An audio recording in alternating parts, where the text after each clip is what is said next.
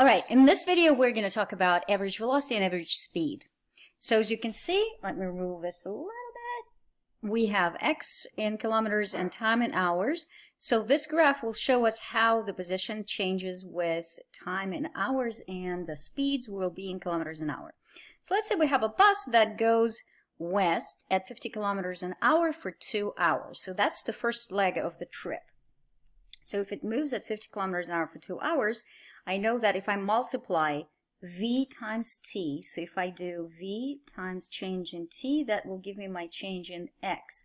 And since it's going west, I'm going to say that west is positive for me.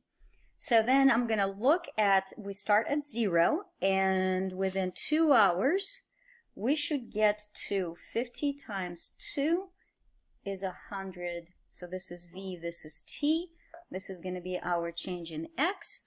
We're going to end up at 100 kilometers from where we started. So 100 kilometers is right here, 2 hours right here. So that is my first leg of the trip. So within 2 hours, the object moved to 100 kilometers away from where it started, going 50 kilometers an hour every hour.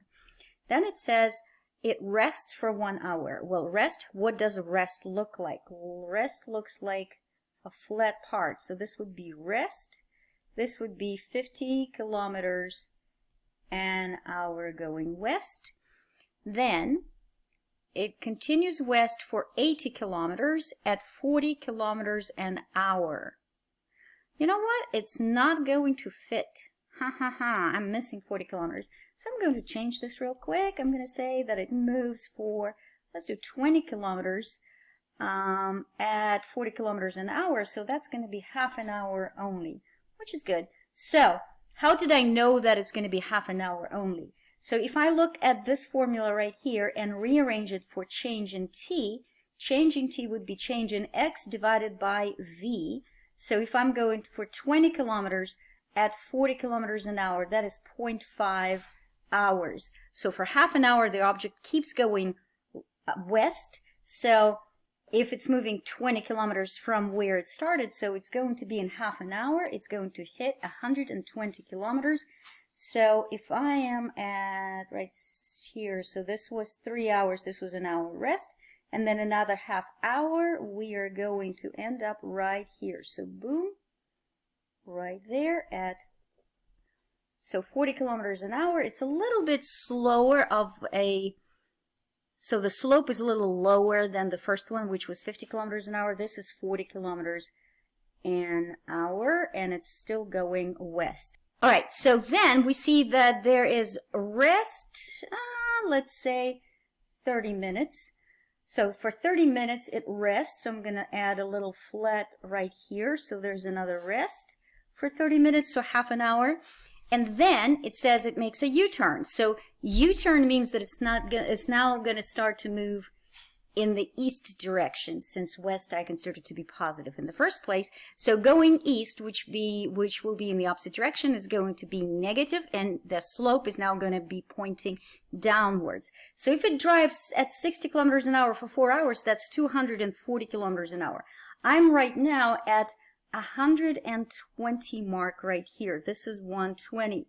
So if I go 140 kilometers in 4 hours, first off, I'm going to end up at 8 hours, so that's where I'm going to end. And if I'm at 120 and I need to go 240, 120 minus 240 is going to land me at negative 120, which is right here, negative 120 at 8 hours. So boom, boom, boom, boom, boom, boom, right here versus right there. And then I need to just connect, so this trip right here takes me from 120 kilometers west from where I started. We travel in 4 hours, so from 4 to 8 hours, we end up 120 kilometers east from where we started. So let's summarize. What we see in this graph is we have areas where we move going west with a positive velocity. Then we have areas of rest where we're not moving at all. And then we have one big leg taking us east. and that leg takes us through 240 kilometers. That's why we end up from 120 to negative 120.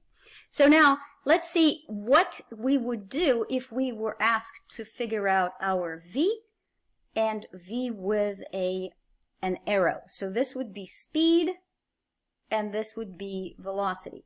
Now speed, as you know, is distance, velocity, distance over time, total distance traveled versus total time. Velocity, however, is displacement. Displacement has a direction. Displacement is very easy to figure out. So let's look at, we started right here. This is the start. This right here is the finish.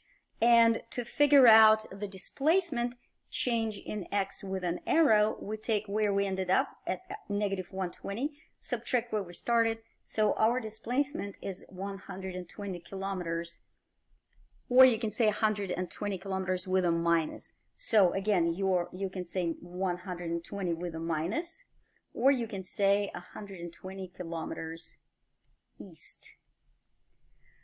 So that would be our displacement. So if we wanted to figure out our velocity, we would do negative 120 over the total time. In this case, we include the rests, over 8.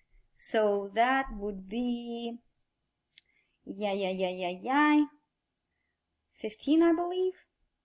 Yep, so that's 80 plus 40, 15 kilometers an hour, and we would have to say, nope, it's east, because we ended up with a negative, so it's either negative 15 kilometers an hour, or you can say 15 kilometers an hour east. Now, as far as distance goes, distance we have to account for, so first we went this way, and traveled 120 kilometers,